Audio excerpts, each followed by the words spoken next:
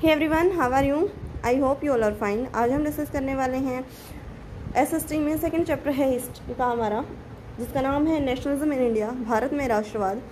इससे पहले हमने फर्स्ट चैप्टर पढ़ा, उसमें देखा था कि यूरोप में नेशनलिज्म का कॉन्सेप्ट कैसे आया, किस प्रकार लोगों के बीच जो है नेशन स्टेट का आइडिया आया और किस प्रकार लोगों ने जो है मोनार्की सिस्टम के अगेंस्ट लगातार युद्ध किया, लगातार संघर्ष किया और उन्होंने अपने देश में जो है कॉन्स्टिट्यूशनल फॉर्म ऑफ गवर्नमेंट स्थापित करने के लिए एफर्ट किए। कॉन्स्टिट्यूशन लिखने के लिए जो है उन्होंने लगातार क्रांतियाँ की। इसी प्रकार भारत में राष्ट्रवाद का कैसे उदय हुआ, लोगों के बीच नेशन स्टेट का आइडिया कैसे डेवलप हुआ, किस प्रकार लोगों के बीच जो है आइडेंटिटी, साझा पहचान, संस्कृति, इतिहास, विरासत किस प्रकार उन्होंने जाना, किस प्रकार उन्होंने जो है इंडिया के लिए नए सिंबल्स, सॉन्ग्स और आइडियाज़ जो है वो इंट्रोड्यूस किए, जिसके वजह से फ्रीडम स्ट्रगल के लिए जो है उन्हें बहुत ज़्यादा हेल्प मिली। इसके साथ ही जो महात्मा गांधी का रोल है वो क्या रहा इसमें, वो हम डिस्कस करने वाले हैं। सबसे पहले जो हमारा पॉइंट है जिसका नाम है द फर्स्ट वर्ल्ड वॉर, खिलाफत एंड नॉन कोऑपरेशन। सबसे फर्स्ट हेडिंग है हमारी the first world war. First world war basically 1914 से 1918 के बीच जो लड़ा जाता है। विश्व जो है वो दो गुटों में जो है बटा हुआ था, जिसे नाम दिया है, फर्स्ट है हमारा अलाइड पावर, जिसे हम मित्र राष्ट्र के नाम से जानते हैं। सेकंड है हमारे सेंट्रल पावर, जिसमें ध्रुवीय राष्ट्र जो है वो इंक्लूड हैं। मित्र राष्ट्र जो हैं, अलाइड पावर्स जो हैं हमारी, उसमें कौन कौन से देश जो हैं वो युद्ध लड़ रहे हैं, तो हैं उसमें फ्रांस, रूस, Japan, Canada, Romania, USA, United state of America, संयुक्त राज्य अमेरिका और ब्रिटेन। इसके साथ ही सेंट्रल पावर में कौन कौन है, जर्मनी, ऑस्ट्रिया, हंगरी, बुल्गारिया और ओटोमन साम्राज्य। विश्व युद्ध जो फर्स्ट वर्ल्ड वॉर जो स्टार्ट हुआ है उसका इंडिया पर कैसे इम्पैक्ट पड़ा है वो हम इस चैप्टर में देखने वाले हैं। बेसिकली इंडिया ने जो है वैसे तो पार्टिसिपेट नहीं किया है इसमें, कहीं भी देखिए इंडिया का कोई नाम नहीं है, लेकिन 1914, 1918 इस टाइम पर इंडिया किसका उपनिवेश है, किसका, तो ब्रिटेन है यहाँ पर। तो ब्रिटेन जो है वो इसमें एक्टिवली पार्टिसिपेट कर रहा है, इसलिए यहाँ से जो है यहाँ के जो आम नागरिक हैं उन्हें जो है सेना में भर्ती करके माध्यम से जो है उन्हें युद्ध में भेजा जा रहा है। तो यहाँ पर इंडिया भी जो है वो एक्टिवली पार्टिसिपेट यहाँ पर एक तरीके से देखने को मिलता है। अब फर्स्ट वर्ल्ड वॉर अगर हुआ है तो इसके इंडिया पर भी कुछ ना कुछ इम्पैक्ट तो रहे होंगे, तो वो इम्पैक्ट क्या है वो हम डिस्कस कर लेते हैं। फर्स्ट है इकोनॉमिक क्राइसिस, जिसकी वजह से इंडिया में जो है आर्थिक संकट बढ़ जाता है। इसके रीज़न क्या है वो हम डिस्कस करने वाले हैं आगे। सेकंड है हमारा डिफेंस एक्सपेंडिचर, जो रक्षा में वृद्धि है, रक्षा व्यय जो है, एक्सपेंडिचर जो है वो वृद्धि हो जाती है, क्योंकि ब्रिटेन जो है वो लगातार फर्स्ट वर्ल्ड वॉर में जो है नागरिकों की भर्ती कर रहा है, आम नागरिकों को सेना में वहाँ पर युद्ध लड़ने के लिए भेजा जा रहा है, तो उनको हथियार भी चाहिए, इसलिए जो है यहाँ पर रक्षा व्यय जो है वो डिफेंस एक्सपेंडिचर जो है वो बढ़ा दिया जाता है। इसके साथ ही थर्ड पॉइंट है हमारा टैक्स जो है वो इंक्रीज़ किए जाते हैं, करों में वृद्धि कर दी जाती है, कस्टम ड्यूटीज़ जो है वो जो है बढ़ा दी जाती है, जिसके कारण सीमा शुल्क बढ़ा दिया जाता है। कस्टम ड्यूटीज़ बेसिकली एक देश जब दूसरे देश में जो है व्यापार के लिए जाता है तो वहाँ पर जो है उनके लिए कस्टम ड्यूटीज़ जो है वो उन पर लगाई जाती हैं। इनकम टैक्स जो है वो इंट्रोड्यूस किया जाता है, आयकर जो है वो लोगों के बीच लागू कर दिया जाता है। इसके साथ ही 1930 से 1918 के बीच जो कीमतें जो हैं वो डबल हो जाती हैं। 1918 से 1919 और 1920-21 के दौरान जो हैं बहुत सारे यहाँ पर अकाल देखने को मिले, जिसके कारण फसलें जो हैं, क्रॉप्स जो हैं वो फेल्ड हो जाती हैं, एक तरीके से फसलें बर्बाद हो जाती हैं, जिसके कारण जो है शॉर्टेज ऑफ फूड, खाद्यान्न का संकट उत्पन्न हो जाता है, क्योंकि यहाँ पर जो है लोगों के बीच जो है महामारी फैल गई है, अकाल जो है वो इस टाइम पर पड़े हैं, जिसकी वजह से फसलें बर्बाद हुई हैं और भोजन के लिए जो है वो एक तरीके से संकट उत्पन्न हो गया है। इसके साथ ही फ्लू एपिडेमिक स्प्रेड, जो महामारी है फ्लू की, वो भी फैल जाती हैं। और इसके साथ ही अकॉर्डिंग टू द सेंसस, जो 1921 की जनगणना है उसके अकॉर्डिंग माना जाता है कि भाई 120 से 130 लाख जो लोग हैं वो इसमें मारे जाते हैं, जो ये महामारी यहाँ पर फैली है। एक तरीके से देखिए इंडिया पर बहुत बुरा इम्पैक्ट जो है वो देखने को मिल रहा है, क्योंकि यहाँ पर इकोनॉमिक क्राइसिस हो गई हैं, खाद्यान्न की कीमतें जो हैं वो लगातार बढ़ रही है, इनकम टैक्स लोगों पर लगा दिया जाता है और खाद्यान्न का संकट जो है वो लोगों के सामने उत्पन्न हो जाता है, क्योंकि एक तरीके से ब्रिटेन तो विश्व युद्ध में जो है पूरी तरीके से उलझा हुआ है, आम नागरिकों को यहाँ से सेना में भर्ती कर रहे हैं और इसके साथ ही वो क्या कर रहे हैं, डिफेंस का एक्सपेंडिचर उन्होंने इंक्रीज़ कर दिया है। बहुत सारा पैसा जो इंडिया की इकोनॉमिक ग्रोथ के लिए जो वो यहाँ पर खर्च हो सकता था, उसे अब केवल युद्धों में जो है वो खर्च किया जा रहा है। उसके बाद है द आइडिया ऑफ सत्याग्रह। सत्याग्रह का आइडिया जो है वो किस प्रकार इंट्रोड्यूस हुआ, उसके बारे में डिस्कस करने वाले हैं। 1915 की बात है, महात्मा गांधी जो हैं वो इंडिया पर वापस आते हैं। 9 जनवरी को जो है महात्मा गांधी साउथ अफ्रीका से वापस आते हैं, तो इसी दिन को हम क्या हैं, भारतीय प्रवासी दिवस के रूप में मनाते हैं, क्योंकि इस दिन महात्मा गांधी जो हैं इंडिया वापस आए थे। साउथ अफ्रीका में जो है रेशियल डिस्क्रिमिनेशन का एग्जाम्पल जो है वो हमें देखने को मिलता है, जिसकी वजह से एक महात्मा गांधी जो है सत्याग्रह का आइडिया जो है वो लेकर आते हैं। और रेशियल डिस्क्रिमिनेशन जो है वो बेसिकली एक ट्रेन इंसिडेंट से महात्मा गांधी के सामने सबसे पहले आता है। महात्मा गांधी जो है दक्षिण अफ्रीका में यात्रा कर रहे थे ट्रेन से, तो उन्हें जो है कुछ यूरोपियन व्यक्ति जो है वहाँ पर उन्हें जो है नस्ल भेदी व्यवहार का जो है शिकार होना पड़ता है। एक तरीके से वे लोग जो हैं वो पुलिस ऑफिसर को बुलाकर जो है महात्मा गांधी को ट्रेन से उतार देते हैं नीचे, क्योंकि उनके बीच जो है वो रंग भेद का दुर्व्यवहार जो है लोग करते हैं। इसका रीज़न एक बेसिकली देखा जाए तो वहाँ पर जो आम नागरिक जो है श्वेत और अश्वेत, यानी कि वाइट और जो नॉन वाइट लोग हैं उनके बीच जो है वो डिवाइडेड हैं। वो मानते हैं कि भी जो नॉन वाइट पीपल हैं उनको अलाउ नहीं करना चाहिए, कहाँ पर, जो फर्स्ट क्लास कंपार्टमेंट्स है ट्रेन में वहाँ पर उनको अलाउड नहीं किया जाना चाहिए। महात्मा गांधी इसी फर्स्ट क्लास में जो है वो ट्रैवल कर रहे थे। एक तरीके से यहाँ से पुलिस ऑफिसर जो है वो उनको नीचे उतार देते हैं, और वहाँ पर जो है उन्होंने किस प्रकार दुर्व्यवहार लोगों के बीच फेस किया, उन्होंने आम जो नॉन वाइट पीपल थे उनकी कठिनाइयों को समझा, और इस तरीके से उन्होंने सबसे पहले यहीं पर जो है फिलोसफी ऑफ सत्याग्रह को इंट्रोड्यूस किया। वर्ल्ड लेवल पर देखें तो जो साउथ अफ्रीका है हमारा, यहीं पर महात्मा गांधी ने क्या किया है, आइडिया ऑफ सत्याग्रह को लॉन्च कर दिया है। यहाँ पर जो है लगातार महात्मा गांधी एफर्ट करते हैं, और एक तरीके से यहाँ पर जब जीत हो जाती है उनकी, तो वो सत्याग्रह के कॉन्सेप्ट को इंडिया में भी लॉन्च करते हैं। किस प्रकार करते हैं, सबसे पहले देख लेते हैं सत्याग्रह बेसिकली है क्या। The Satyagraha movement was based on the principle of non violence. Basically जो सत्याग्रह है वो नॉन वायलेंस मूवमेंट जो है उस पर एक तरीके से टिका हुआ है। एंड इट्स एम, और इसका उद्देश्य क्या है, was to bring about political and social change. समाज के अंदर जो है सामाजिक और राजनीतिक परिवर्तन लाना थ्रू पीसफुल मीन्स। जो हमारे जो साधन हैं वो कैसे होने चाहिए, शांतिपूर्ण तरीके से उनका प्रयोग किया जाना चाहिए। सत्याग्रह बेसिकली संस्कृत का एक शब्द है जिसका मतलब है सत्य प्लस आग्रह, जिसका अर्थ है सत्य को दृढ़ता से पकड़ना। अकॉर्डिंग होल्डिंग जो फास्ट है टू ट्रुथ, अहिंसा पर बिलीव करना, अहिंसा के बल पर जो है वो शत्रु को पराजित करने की बात करते हैं।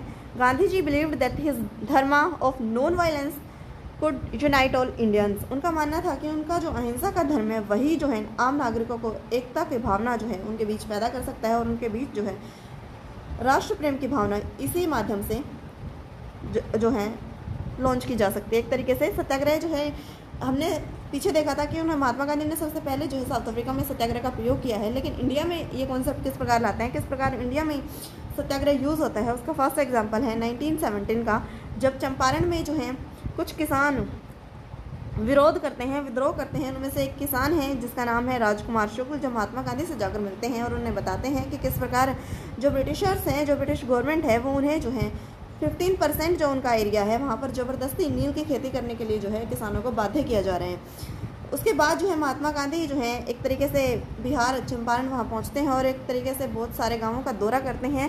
8000 से ज़्यादा जो किसान हैं वो उनसे मिलते हैं और उनकी समस्याओं को जानते हैं, और इसके विरुद्ध जो है वो महात्मा गांधी एक तरीके से सत्याग्रह को जो है वो स्टार्ट कर देते हैं। भारत में जो है पहला सत्याग्रह का सफल प्रयोग जो है इसी को माना जाता है, क्योंकि इसी के बेस पर जो है महात्मा गांधी ने ब्रिटिश गवर्नमेंट को झुकने के लिए एक तरीके से मजबूर किया है, और उन्हें चंपारण जो है कृषि अधिनियम लागू करने के लिए एक तरीके से बाध्य कर दिया जाता है। महात्मा गांधी जो हैं कृषि कानून जिसका विरोध जो ये किसान कर रहे थे, इन्हें क्या करते हैं, जो ब्रिटिश गवर्नमेंट जो है वो महात्मा गांधी को भी जो एक कमेटी के गठित कर दी जाती है, और उस कमेटी में महात्मा गांधी को शामिल कर लेते हैं, जिसके माध्यम से जो है किसानों की इन समस्याओं का समाधान किया जाता है। एक तरीके से सत्याग्रह के माध्यम से बिना किसी अहिंसा का प्रयोग करते हुए शांतिपूर्ण साधन से जो है महात्मा गांधी भारत में सबसे पहला प्रयोग सत्याग्रह का चंपारण बिहार में करते हैं।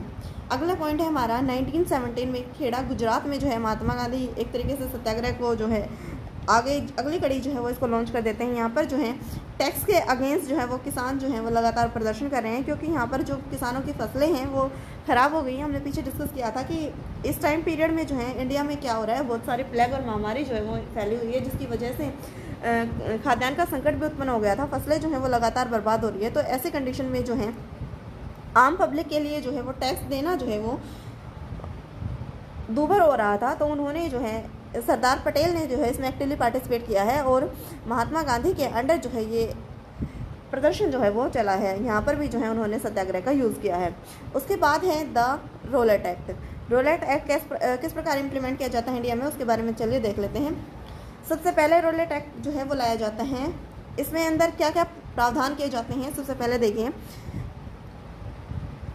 2 साल है उसका जो है इम्प्रिजनमेंट विदाउट एनी ट्रायल, यानी कि आम नागरिकों के आम नागरिक हो या कोई पॉलिटिकल लीडर, उन पर सभी पर जो है ये इक्वली लागू होगा। इसमें क्या है कि सभी जो नागरिक जो सरकार के विरुद्ध जो है प्रदर्शन कर रहे हैं या कोई भी एक्टिवली पार्टिसिपेट करेंगे नेशनल मूवमेंट में या किसी प्रकार की गतिविधि में, तो उन्हें जो है बिना किसी ट्रायल के क्या है उन्हें 2 साल तक बंदी बनाकर रखा जा सकता है। इसे जो है काला कानून भी इसीलिए कहा जाए है, ब्लैक लॉ जो है इसे माना जाता है, क्योंकि यहाँ पर जो है किसी प्रकार की सुनवाई का अधिकार जो है नागरिकों से छीन लिया गया है।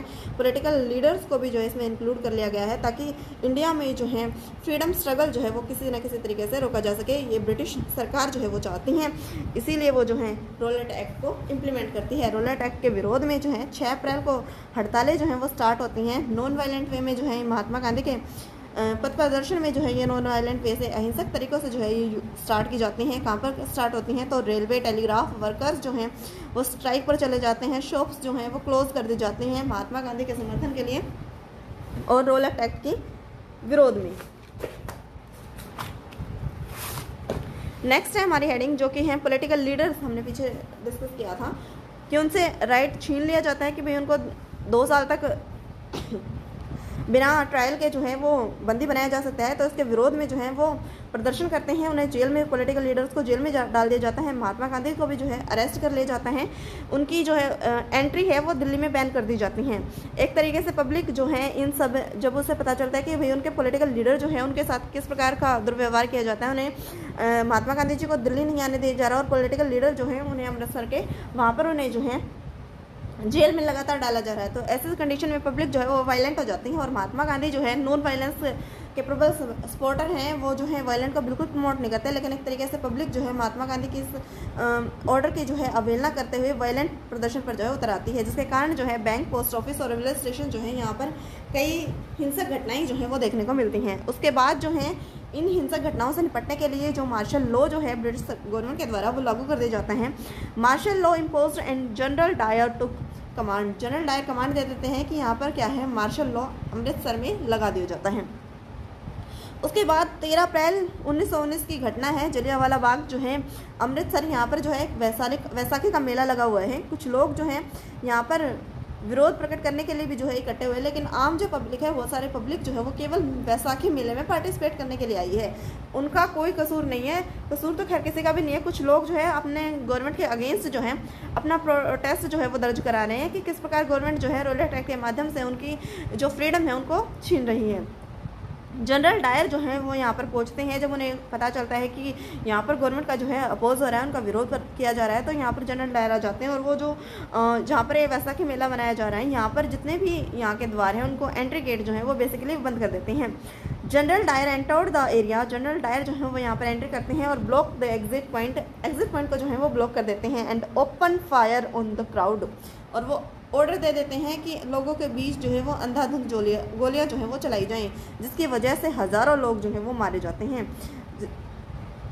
13 अप्रैल को जो है इसी घटना को हम जलियांवाला बाग हत्याकांड के नाम से जानते हैं।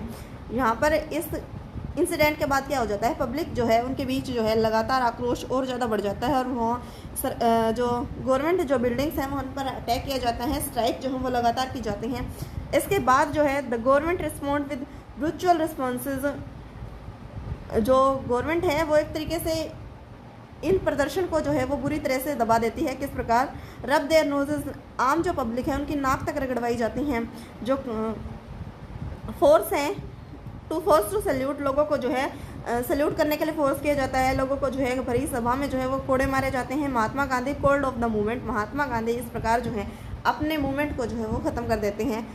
नेक्स्ट रोलेट एक्ट जो उन्होंने बताया था उसके विरुद्ध जो महात्मा गांधी जो सत्याग्रह कर रही हैं वो केवल शहर और कस्बों तक ही जो है वो सीमित रहा। महात्मा गांधी इस जो रोलेट एक्ट का जो कानून लाया गया था उसका विरोध प्रदर्शन जो पब्लिक कर रही थी, उसके लिए केवल शहर और कस्बों तक ही सीमित नहीं रहना चाहते थे। महात्मा गांधी जो हैं वो इस आंदोलन को काफ़ी बड़ा बनाना चाहते थे, जनाधार आम पब्लिक तक जो है वो इसे पहुंचाना चाहते थे। इसके लिए उन्होंने जो है हिंदू मुस्लिम यूनिटी का जो है वो सहारा लिया है, क्योंकि यहाँ पर जो है एक तरीके से खिलाफत आंदोलन का जो है स्टार्टिंग हो जाती है। फर्स्ट वर्ल्ड वॉर के टाइम जो है तुर्की जो है वो इस युद्ध में हार जाता है, तो तुर्की को भी कहीं ना कहीं ये डर सताने लगता है कि जिस प्रकार जर्मनी पर जो है हिंसक और अपमानपूर्ण जो संधि जो है वो थोपी गई थी, कहीं उस पर भी जो है ऐसे ही संधियां न थोप दी जाएं। तुर्की जो है वो इस अफवाह और अंदेशे के कारण जो है सख्त संधि जो है इसके बाद से जो है वो एक तरीके से नाराज हो जाता है और खलीफा की जो पावर है कि भाई उनकी पावर जो है वो कम कर दी जाएंगी, इसके अपोज में जो है वो एक आंदोलन स्टार्ट करते हैं। 1919 में मुंबई में भी जो है वो खिलाफत कमेटी जो है वो यहाँ पर एस्टेब्लिश की जाती है और इसके साथ ही मोहम्मद अली और जो शौकत अली हैं ये जो है महात्मा गांधी संभावनाएं तलाश कर रही हैं कि किस प्रकार लोगों को जो है आंदोलन से जोड़ा जाए, और महात्मा गांधी इसमें हेल्प करते हैं। ये तीनों जो है वो इकट्ठे होकर कहीं ना कहीं जो खिलाफत आंदोलन के स्टार्टिंग कर देते हैं। वाई नॉन कोऑपरेशन, असहयोग ही क्यों? इसका रीज़न हमें देखने को मिलता है, महात्मा गांधी ने एक बुक लिखी है जिसका नाम है हिंद स्वराज, जिसमें उन्होंने बात की है कोऑपरेशन ऑफ इंडियंस की। उनका मानना है कि इंडियन जब तक ब्रिटिश गवर्नमेंट को सपोर्ट कर रही है तब तक इंडियन जो है ब्रिटिश गवर्नमेंट जो है वो शासन कर पा रही है। अगर इंडियन जो है वो कोऑपरेशन करने से मना कर दे, वो रिफ्यूज़ कर दे कोऑपरेट करने से, तो 1 साल के अंदर जो है ब्रिटिश शासन जो है वो समाप्त हो जाएगा। ऐसा महात्मा गांधी जी का मानना है। वो अपने आइडियाज़ जो वो रख रहे हैं, उनकी बुक का क्या नाम है? हिंद स्वराज।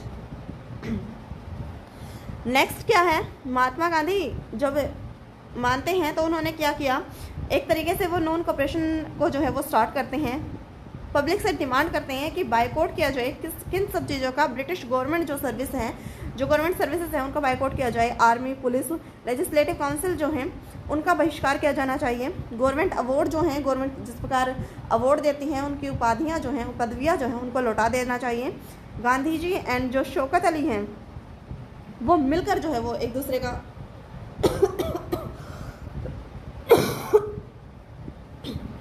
इसमें सपोर्ट करते हैं।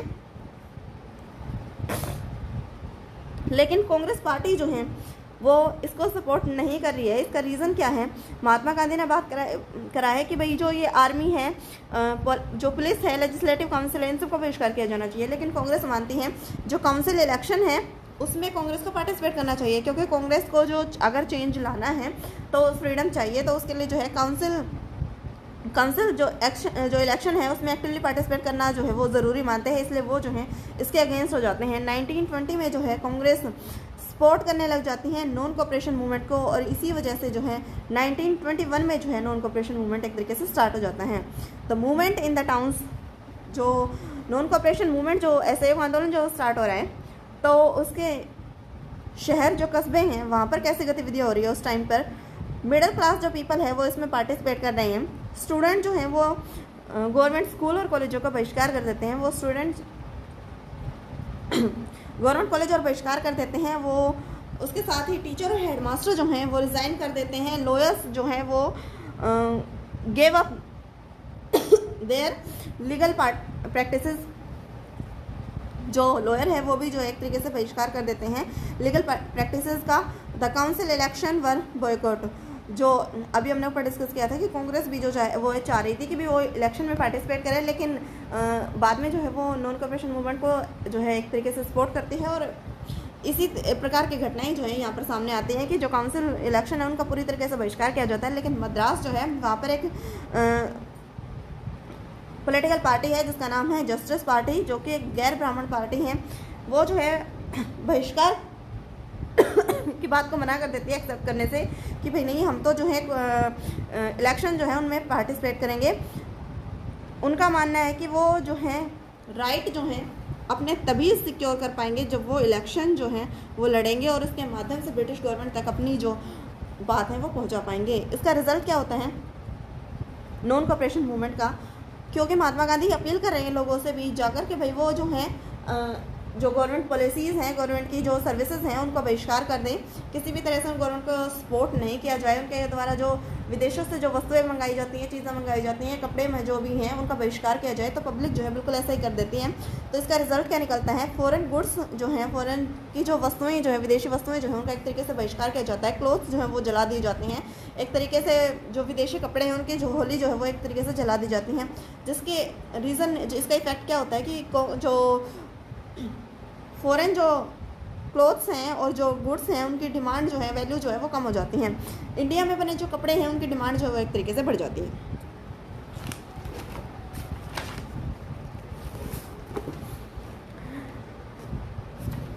अभी हमने डिस्कस किया था कि इंडिया में बने कपड़े जो हैं उनकी डिमांड बढ़ जाती है। तो इंडिया में जो खादी कपड़े जो हैं वो बनाए जाते थे, लेकिन खादी कपड़े जो है वो बेसिकली ज़्यादा एक्सपेंसिव होते थे। पुअर पीपल जो है वो इसे अफोर्ड नहीं कर पाते थे, गरीब लोग इसको नहीं खरीद पाते थे। इस वजह से वो दोबारा शिफ्ट कर जाते हैं फॉरेन क्लोथ्स की ओर। इंडियन स्टूडेंट जो है वो रीजॉइन कर लेते हैं, दोबारा जो है वो शामिल हो जाते हैं कहाँ पर, गवर्नमेंट स्कूल और कॉलेजेस में, जहाँ पर उन्होंने बहिष्कार किया था। लॉयर भी जो है वो अपनी प्रैक्टिस पर वापस लौट आते हैं। स्टूडेंट, टीचर जो सभी जो है वो गवर्नमेंट स्कूल और कॉलेज को दोबारा से जो है वो एक तरीके से वहाँ पर स्टडी करने के लिए यहीं पर पहुंच जाते हैं, जिसकी वजह से जो है ये आंदोलन कहीं ना कहीं हमें असफल होता हुआ दिखाई पड़ता है। ग्रामीण इलाकों में जो है वो किस प्रकार विद्रोह की भावना उत्पन्न हो जाती है। सबसे पहले देखिए, अलग अलग कैटेगरी में जो है वो चैप्टर में हमें बताया गया है कि पीजेंट्स जो है वो किसान जो हैं, उनके बारे में सबसे पहले डिस्कस कर लेते हैं। Awadh peasants were led by Baba Ramchandra. Baba Ramchandra जो है, उनके द्वारा जो है इस आंदोलन को जो है लीड किया जाता है, जो कि सन्यासी एक जो मूवमेंट है उससे जुड़े हुए हैं। The movement here was against taluqdar landlords. जो ये मूवमेंट जो यहाँ पर स्टार्ट हो रहा है किसानों का, ये जो है वो किस लिए इसमें शामिल हो रहे हैं, क्योंकि यहाँ पर जो ताल्लुकदार हैं, जो लैंडलॉर्ड है, जो ज़मींदार है, वो हाई रेंट जो है वो इनसे पे कर रहे हैं। बात कर रहे हैं social boycott of landlord forced to begar. Social boycott जो है वो किसका कर देते हैं, लैंडलॉर्ड का सोशल बाइकआउट कर देते हैं। जवाहरलाल नेहरू जो है 1920 में अवध में आते हैं। अवध में जो है किसान सभा जो है वो इंट्रोड्यूस की जाती है। Within a month over 300 branches had been set up in the villages around the region. और जो अवध का जो एरिया है, यहाँ पर जो है 300 से ज़्यादा ब्रांचेज जो हैं बाबा रामचंद्र जो हैं, इनकी अगुवाई में जो है यहाँ पर खोल दी जाती हैं। मूवमेंट जो है वो एक तरीके से बाद में हिंसक हो जाता है, जिसकी वजह से जो है Talukdar and merchants were attacked. उन पर जो है अटैक किया जाता है। जो बाज़ार जो है उनको लूट लिया जाता है। जो ट्राइबल पॉपुलेशन है, वहाँ पर क्या सिचुएशन है, ट्राइबल जो पॉपुलेशन है हमारी, वहाँ पर जो कॉलोनियल जो गवर्नमेंट है, ब्रिटिश गवर्नमेंट जो है वो एक तरीके से जो फॉरेस्ट का एरिया है उसको बंद कर देती हैं आम पब्लिक के लिए, जो कि उनके आजीविका का बहुत सारा जो है एरिया, जो बहुत सारा साधन जो है वो वहीं से आता है, क्योंकि वो जो फॉरेस्ट हैं वहीं से ट्राइबल जनजाति जो तो है वहीं से अपना काम जो है वो चला रही थी। लेकिन ब्रिटिश गवर्नमेंट इसको मना कर देती है, जिसकी वजह से वो डिमांड करते हैं कि भाई उन्हें जो है वो राइट मिलना चाहिए फॉरेस्ट में एंटर करने का। वो डिमांड कर रहे हैं गवर्नमेंट से कि भाई उन्हें जो है फॉरेस्ट में एंट्री के लिए जो है अनुमति भी दे दी जाए। एक तरीके से देखिए, किसान क्यों विद्रोह कर रहे थे, क्योंकि उन्हें लग रहा था कि भाई जो बेगार की प्रथा है वो वहाँ पर हो रही थी, और इसके साथ ही उनसे ताल्लुकदार और जो लैंडलॉर्ड थे वो उनका शोषण कर रहे थे और उनसे हाई रेंट जो है वो वसूल कर रहे थे। यहाँ पर इसलिए जो है ये मूवमेंट स्टार्ट होता है। जो हमारी जो ट्राइबल जो कम्युनिटी है वो किस लिए इसमें सपोर्ट कर रही है, क्योंकि गवर्नमेंट ने जो है उन पर बैन लगा दिया है फॉरेस्ट एरिया में एंट्री करने के लिए। तो वो इसमें एंट्री की डिमांड को लेकर जो है इसमें शामिल हो जाती हैं मूवमेंट में। अल्लूरी सीताराम राजू क्लेम्ड करते हैं कि उनके पास जो है वो स्पेशल पावर हैं। कैसी स्पेशल पावर हैं, एस्ट्रोलॉजिकल प्रेडिक्शन की, कि वो जो है एस्ट्रोलॉजिकल प्रेडिक्शन कर सकते हैं। इसके साथ ही जो है वो गांधी जी से बहुत ज़्यादा इंस्पायर्ड थे और उन्होंने 2 घोषणाएं की थी। एक तो कि भाई उनके पास स्पेशल पावर है एस्ट्रोलॉजी को लेकर, और दूसरी है उनका मानना था कि he could survive even bullet shoots. अगर उनको गोली भी मारनी जाए तो भी जो है वो उन्हें कुछ नहीं होगा। ऐसा अल्लूरी सीताराम राजू क्या करते थे, दावा करते थे, क्लेम करते थे।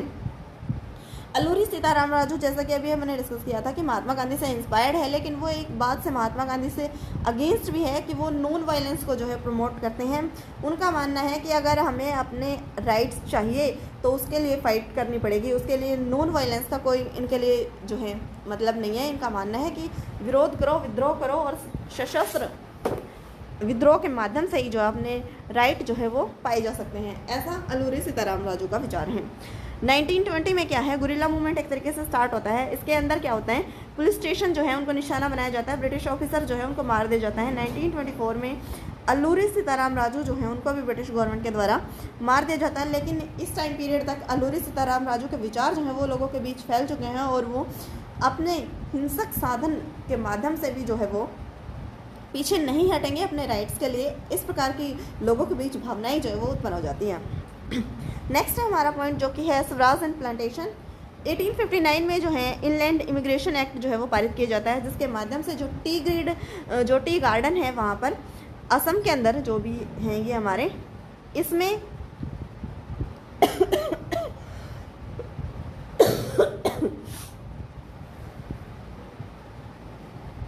एक तरीके से बात की जाती है कि जो टी गार्डन जो है यहाँ पर केवल यहीं पर जो है उन्हें काम करना होगा और इसके लिए जो है वो बाहर कहीं भी नहीं शामिल हो सकते। लेकिन जब उन्होंने आम नागरिकों ने सुना कि महात्मा गांधी ने जो है आंदोलन स्टार्ट किया है ब्रिटिश गवर्नमेंट के विरुद्ध, तो जो है वो सब महात्मा गांधी को जो है एक तरीके से आंदोलन में सपोर्ट करने के लिए जा रहे थे। तो यहाँ पर जो है क्या होता है कि ब्रिटिशर्स को जब ये खबर मिलती है तो वो जो है इन सभी जो पीजेंट जो यहाँ से जो जा रहे थे, जो किसान जो थे, जो टी गार्डन में जो काम करने वाले व्यक्ति जो है वो इनके बीच जो है वो हाथापाई हो जाती है और इनके लाठीचार्ज किया जाता है और एक तरीके से जो है दोबारा इन्हें हिंसक प्रदर्शन को रोक कर जो है दोबारा एक तरीके से इनको जो है बंद कर दिया जाता है। 1922 में क्या होता है, चोरी चोरा जो इंसिडेंट है गोरखपुर में, यहाँ पर जो है शांतिपूर्ण तरीके से एक तरीके से पीसफुल डेमोन्स्ट्रेशन जो है विरोध प्रदर्शन हो रहा था। पुलिस जो है वो इनके बीच जो है वो लाठीचार्ज कर देती है, जिसके बाद लोगों के बीच जो है वो एक तरीके से गुस्सा जो है, आक्रोश जो है वो फैल जाता है, जिसके कारण पब्लिक क्या करती हैं, पब्लिक जो है पुलिस स्टेशन को आग लगा देती है। पुलिस ऑफिसर जो है वो वहाँ पर मारे जाते हैं इस दुर्घटना में, जिसके कारण महात्मा गांधी जो हैं वो अपना डिसीजन बना लेते हैं, विड्रॉ कर लेते हैं नॉन कोऑपरेशन मूवमेंट को। ऐसा एक आंदोलन जो महात्मा गांधी ने स्टार्ट किया था उसको महात्मा गांधी वापस ले लेते हैं। नेक्स्ट हेडिंग है हमारी towards the civil disobedience movement, सविनय अवज्ञा की ओर। 1919 में जो गवर्नमेंट ऑफ इंडिया एक्ट है उसके माध्यम से बात की गई थी कि जो प्रांतीय परिषद है उसमें जो इलेक्शन जो है वो करवाई जाएंगी। CR दास और मोतीलाल नेहरू जो है वो इसके लिए पार्टिसिपेट करते हैं और उन्होंने जो है अपनी एक अलग पार्टी भी जो है वो बना ली है जिसका नाम है स्वराज पार्टी। लेकिन जवाहरलाल नेहरू जो हैं और सुभाष चंद्र बोस वो जो है वो इसके अपोज करते हैं, वो इसका विरोध करते हैं। उनका मानना है कि भाई उग्र आंदोलन के माध्यम से ही जो है वो हम फ्रीडम जो है वो पा सकते हैं, हमें इसके लिए प्रांतीय जो परिषद है उसका जो है एक तरीके से बाइकआउट करने की बात करते हैं। नेक्स्ट स्टेप क्या है हमारा, जो साइमन कमीशन है वो इंक्लूड करा जाता है इंडिया में। इसके हेड जो हैं वो जॉन साइमन है, इसलिए इसका नाम क्या रखा गया है, साइमन कमीशन रखा गया है। इसके ऑब्जेक्टिव क्या थे, review the Indian constitution, Indian constitution जो बनने वाला है उसके लिए जांच करना एंड सजेस्ट सम चेंजेस, और उसमें क्या क्या चेंजेस किए जाएं इसके लिए क्या क्या है साइमन गठन जो कमीशन है उसका गठन कर दिया गया। साइमन कमीशन जो है वो इंडिया में आ गया है, लेकिन इंडिया में इसका बड़े लेवल पर विरोध किया जाता है, अपोज किया जाता है। इसके रीज़न क्या है, जो सभी जो साइमन कमीशन में मेंबर थे ऑल 7 मेंबर्स जो हैं वो ब्रिटिशर्स हैं, इसमें से कोई भी व्यक्ति जो है वो इंडियन नहीं है, इसलिए जो है इसका बड़े पैमाने पर विरोध जो है वो हमें देखने को मिलता है। आम पब्लिक जो है वो डिमांड करती है, साइमन गो बैक के नारे लगाए जाते हैं, साइमन कमीशन को काले झंडे भी दिखाए जाते हैं।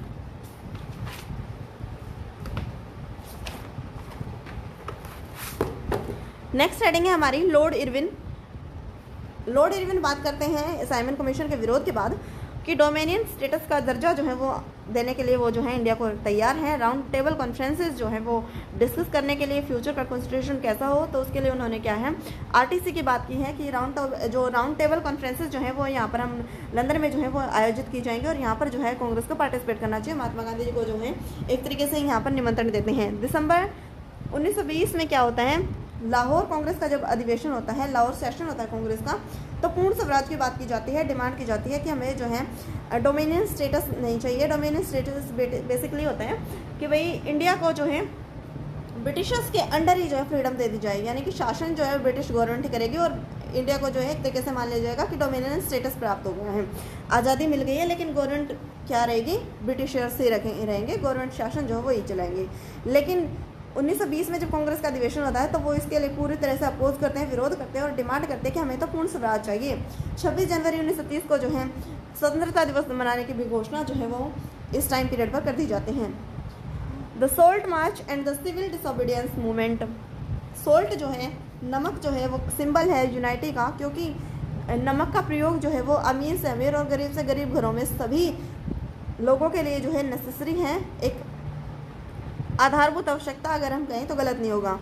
तो इसके लिए जो है महात्मा गांधी आम पब्लिक को जो है यूनाइट करने की बात करते हैं। 31 जनवरी 1930 को जो है वो एक लेटर लिखते हैं जो वायसराय हैं इरविन, उनको अपनी 11 डिमांड के साथ, जिसमें अलग अलग डिमांड जो है वो वायसराय के सामने रखते हैं। जनरल इंटरेस्ट को कम करने की बात करते हैं, इसके साथ ही डिफरेंट जो क्लासेस हैं उनके राइट के लिए बात करते हैं।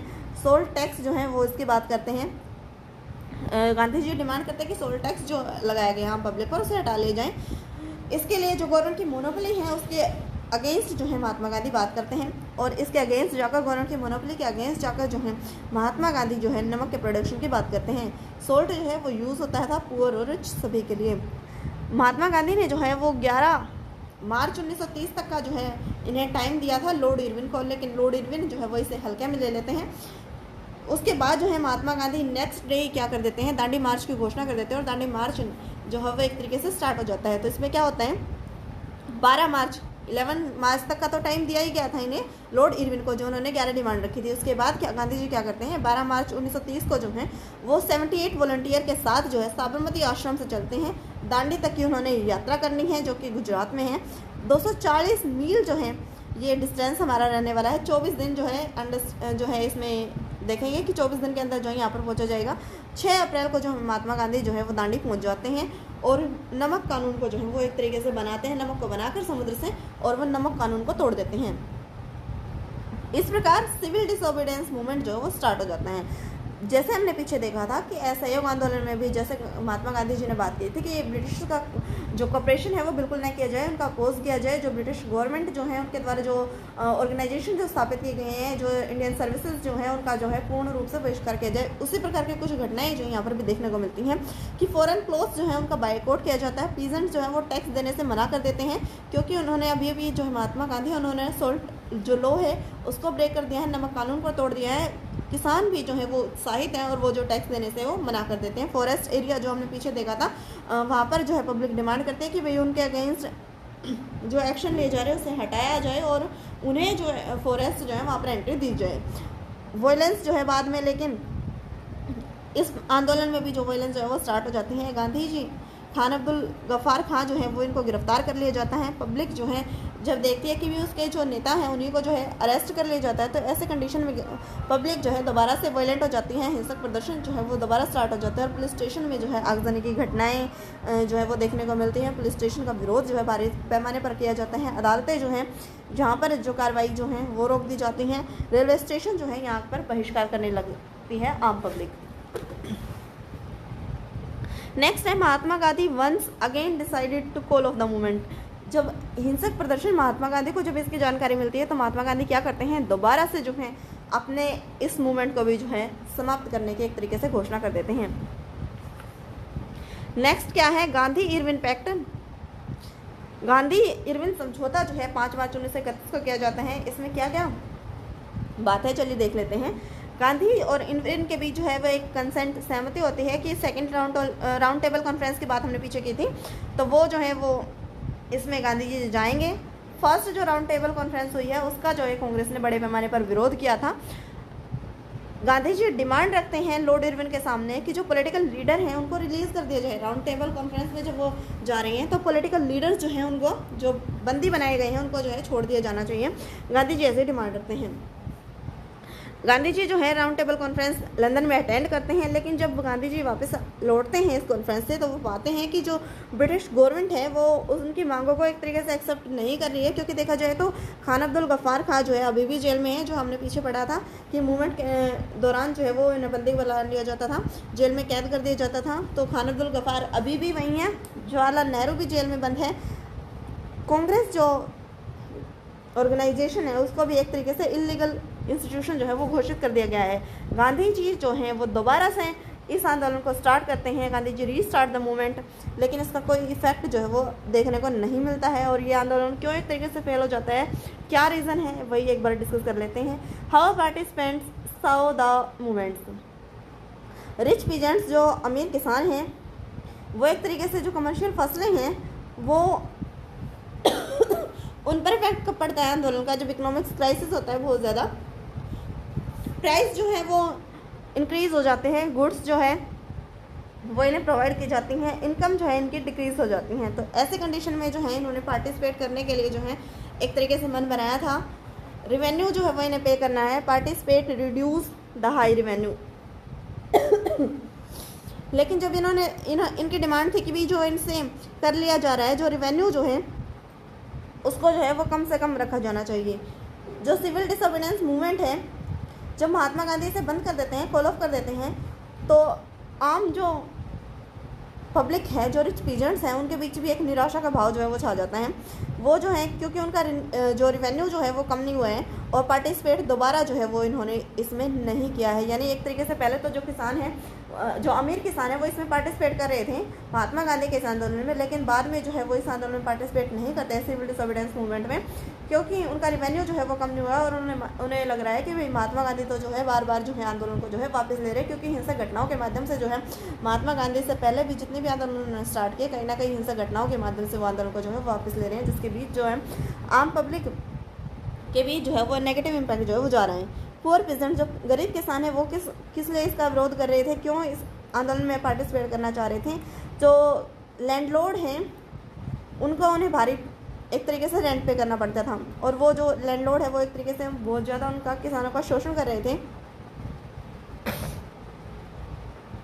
इसके बाद क्या होता है, लैंडलॉर्ड जो है वो किसानों का भी ऐसा ही शोषण कर रहे हैं और जो रेंट जो है वो उन्हें पे करना ही पड़ रहा है। तो इस तरीके से देखा जाए तो गरीब किसान भी जो वो कहीं ना कहीं इसमें एक्टिवली पार्टिसिपेट अब नहीं कर रहे हैं। बाद में जो बिजनेस क्लास है, गवर्नमेंट जो पॉलिसीज़ बनाती हैं उनको रिस्ट्रक्चर करने की बात कर रहे हैं। पॉलिसीज़ जो है जो भी अगेंस्ट हैं इंडिया के, उनको रिमूव करने की बात कर रहे हैं। फॉरेन गुड्स और जो इंपोर्ट हैं उनके अगेंस्ट जो है आम पब्लिक जो है वो डिमांड कर रही है। इसके लिए जो है दो फेडरेशन भी बनाई जाती हैं। फर्स्ट है जिसका नाम है the Indian industrial and commercial Congress, 1920 में जो है ये स्थापित की जाती हैं। नेक्स्ट है हमारी federation of Indian chamber of commerce and industries, FICCI, जिसे आज भी हम जानते हैं। 1927 में जो है ये स्थापित की जाती हैं। इसके हेड और लीडर कौन हैं, पुरुषोत्तम दास और जेडी बिरला जो है वो इसमें एक्टिवली पार्टिसिपेट कर रहे हैं। लीडर की भूमिका में है, वो रिफ्यूज़ कर देते हैं किस चीज़ को, buy and sell imported goods, जो भी विदेशों से वस्तुएं जो खरीदी जाती हैं उनकी जो है बहिष्कार करने की बात करते हैं। फाइनेंशियल सपोर्ट जो है वो मूवमेंट को प्रदान करते हैं एक तरीके से, जिसके माध्यम से जो है कहीं ना कहीं सिविल डिसोबीडियंस मूवमेंट जो है उसमें कहीं ना कहीं हेल्प मिलती है, क्योंकि फाइनेंशियल सपोर्ट भी जो है वो यहाँ से प्राप्त हो रहा था। इंडस्ट्रीज़ जो है वो किस प्रकार इसमें पार्टिसिपेट कर रही हैं, क्योंकि आम जो पब्लिक जो इंडस्ट्रीज़ में जो काम कर रहे हैं उनके जो वेतन है वो बहुत ज़्यादा कम है और वर्किंग कंडीशन जो है वो भी बहुत ज़्यादा बुरी हैं, जिसकी वजह से उन्होंने जो इस आंदोलन में पार्टिसिपेट किया था। वुमेन ने कैसे अपना योगदान दिया है, दांडी मार्च जो है वो उन्होंने स्टार्ट किया, तो उसमें भी जो वुमेन जो है वो नमक कानून को तोड़ने के लिए जो है पहुँच जाते हैं और वो भी जो है लगातार संघर्ष कर रही हैं अपने फ्रीडम के लिए। नेक्स्ट है सोल्ट मैन्युफैक्चर, नमक अभी हमने बात कर ली थी। वो बहुत सारी महिलाएं जो है वो जेल भी जाती हैं, पार्टिसिपेट करती हैं, प्रोटेस्ट करती हैं, मार्चेस निकालती हैं इनके लिए। अगला है हमारा the limits of civil disobedience movement. अभी हमने देखा था कि जो सिविल डिसोबीडियंस मूवमेंट है उसमें कौन कौन एक्टिवली पार्टिसिपेट कर रहा है, तो हमने देखा कि पुअर पीजेंट्स है वो भी इसमें पार्टिसिपेट कर रहे थे। कहीं ना कहीं बिजनेस क्लास जो है वो भी इंक्लूड है, इंडस्ट्री जो है वो भी इंक्लूड है और इसके साथ ही जो रिच पीपल है, जो रिच इंडस्ट्री हैं वो भी इसमें इंक्लूड हैं। लेकिन अब हमने देखना है कि क्या कमी रह गई जिसकी वजह से सिविल डिसोबीडियंस मूवमेंट जो है वो नहीं एक तरीके से पूरा हो पाया। लिमिट्स क्या है, कमियां क्या हैं इसकी, तो फर्स्ट देखिए पार्टिसिपेट नहीं कर रहे हैं इस मूवमेंट में कौन, जो दलित समाज के लोग हैं, दलित सोसाइटी जो है वो इसमें पार्टिसिपेट नहीं कर रही है, क्योंकि एक तरीके से कांग्रेस जो है वो इनको सपोर्ट नहीं करती थी, क्योंकि उन्हें कांग्रेस का मानना था कि जो स्वर्ण हिंदू या और जो कैटेगरीज जो हैं वो कांग्रेस को पार्टिसिपेट मूवमेंट में ज़्यादा करते थे। यहाँ से इनके फंडिंग की भी जो है काफ़ी ज़्यादा उम्मीदें थी, लेकिन यहाँ से जो है क्योंकि ये निम्न तबके से लोग आते थे, तो ऐसे कोई इनसे जो है कांग्रेस को उम्मीदें नहीं थी। तो एक तरीके से दलित जो है वो इसमें पार्टिसिपेट नहीं करते हैं। हालांकि गांधी जी जो हैं वो इनके लिए काफ़ी जो है संघर्ष भी करते हैं। Gandhi ji called Harijan means children of God, untouchability के जो है महात्मा गांधी अगेंस्ट है। छुआछूत के विरोध जो है महात्मा गांधी जी मानते हैं, और इसके लिए वो लगातार आम पब्लिक को जोड़ने की कोशिश भी करते हैं। सेपरेट इलेक्टोरेट की जो है दलित जो है वो डिमांड करते हैं। बी आर अम्बेडकर जो है वो उन्होंने एक ऑर्गेनाइजेशन भी बनाई है जिसका नाम है depressed classes association. Gandhi ji जो है सेपरेट इलेक्टोरेट की बात जो है वो मानने से इनकार कर देते हैं, वो इसके अगेंस्ट है गांधी जी। गांधी जी का मानना है कि भाई जातियों के बीच जो है इस प्रकार का विभाजन नहीं होना चाहिए। इसके लिए गांधी जी क्या कर देते हैं, आमरण अनशन जो है वो एक तरीके से स्टार्ट कर देते हैं। इसकी वजह से महात्मा गांधी और जो doctor B are Ambedkar ji हैं उनके बीच जो है पुनः पैक्ट जो है वो पुनः समझौता जो है वो साइन किया जाता है। इसमें सेपरेट इलेक्टोरेट जो दलित सोसाइटी मांग कर रही थी, बी आर अम्बेडकर जिसकी डिमांड कर रहे थे, उसको जो है हटा दिया जाता है। वो इस मांग को जो है कैंसिल कर देते हैं एक तरीके से। महात्मा गांधी जी की बात जो है वो एक तरीके से इसमें मान ली जाती हैं, लेकिन कंडीशन क्या है कि सीट जो है वो रिजर्व होनी चाहिए। कहाँ पर लेजिस्लेटिव काउंसिल जो है वहाँ पर सीटें रिजर्व की बातें जो है यहाँ पर गांधी जी एक्सेप्ट कर लेते हैं। तो इस प्रकार महात्मा गांधी और जो बी आर अम्बेडकर जी हैं उनके बीच जो है पुनः पैक्ट जो है वो साइन हो जाता है। उसके बाद क्या है, फर्स्ट हमने देखा कि दलित इसमें एक्टिवली पार्टिसिपेट नहीं कर रहे हैं। सेकंड है मुस्लिम कम्युनिटी जो है वो भी इसमें पार्टिसिपेट नहीं कर पा रही है, क्योंकि आम पब्लिक के बीच जो है वो एक तरीके से मनमुटाव देखने को मिलता है। रिलीजन के बेसिस पर अलग अलग ऑर्गेनाइजेशन जो है वो स्थापित हो जाती हैं। हिंदू महासभा हो गई या अदर जो भी इंस्टीट्यूट हैं वो लगातार स्थापित किए जा रहे हैं। मुस्लिम भी जो है इस कैटेगरी में आकर जो है वो लगातार अपने लिए जो है अपनी पावर को इंक्रीज करने की बात कर रहे हैं कि हिंदू तो जो है अल्पसंख्यक है, हिंदी तो बहुसंख्यक है, मुस्लिम जो है अल्पसंख्यक है, मुस्लिम जो है माइनॉरिटी में है और हिंदू जो है वो उनका शोषण करेंगे। तो इस प्रकार की बातों में आकर जो है वो कहीं ना कहीं इस आंदोलन में एक्टिवली पार्टिसिपेट नहीं कर पा रही हैं। मुस्लिम लीग जो है यहाँ पर स्थापित कर दी जाती हैं। सेपरेट इलेक्टोरेट की जो है मुस्लिम डिमांड करते हैं और रिजर्व सीट की भी बात वहाँ पर उनकी मान ली जाती है। नेक्स्ट है हमारा लास्ट पॉइंट जो कि है the sense of collecting belonging, सामूहिक अपनेपन का भाव। यानी कि जो अभी हमने देखे ये इतने सारे मूवमेंट जो स्टार्ट किए महात्मा गांधी जी ने, उसमें आम पब्लिक ने किस प्रकार लोगों के बीच जो है वो यूनाइटी पैदा की, एकता किस प्रकार लोगों के बीच आई। फ्रीडम स्ट्रगल में जो है उन्होंने एक्टिवली पार्टिसिपेट किया है, जिससे उनके बीच जो है उनके साझा हिस्ट्री कल्चर जो है वो प्रमोट हुआ। इसके साथ ही यूनाइट लैंग्वेज, इसके साथ ही आइडियाज़ क्या क्या थे, क्योंकि सभी जो है वो एक्टिवली पार्टिसिपेट कर रहे थे। सभी के कहीं ना कहीं जो दुख हैं वो समान है वो, क्योंकि ब्रिटिश गवर्नमेंट जो है वो उन पर जो है कहीं ना कहीं किसी भी सोसाइटी को उसने नहीं छोड़ा जहाँ पर ब्रिटिश गवर्नमेंट जो है वो उन पर अत्याचार नहीं कर रही हो। कल्चरल पोएम्स जो हैं वो लिखी जाती हैं, आर्टिस्ट जो हैं वो पेंटिंग बनाते हैं, जिसके माध्यम से जो है लोगों के बीच राष्ट्र प्रेम की भावना जो है वो उत्पन्न की जा सके। उनके बीच ये फीलिंग डेवलप हो कि हम जो है वो एक ही कंट्री के निवासी और हमारी जो भावनाएं जो हैं वो एक है और मकसद भी जो है वो एक है, जो कि है फ्रीडम। इसके साथ ही भारत माता का जो है वो चित्र बनाया जाता है, जिसे बंकिम चंद्र चट्टोपाध्याय जो हैं इनके द्वारा क्या है पोएम्स लिखी जाती हैं, पेंटिंग्स बनाई जाती हैं, जिसके माध्यम से आम पब्लिक के जो हैं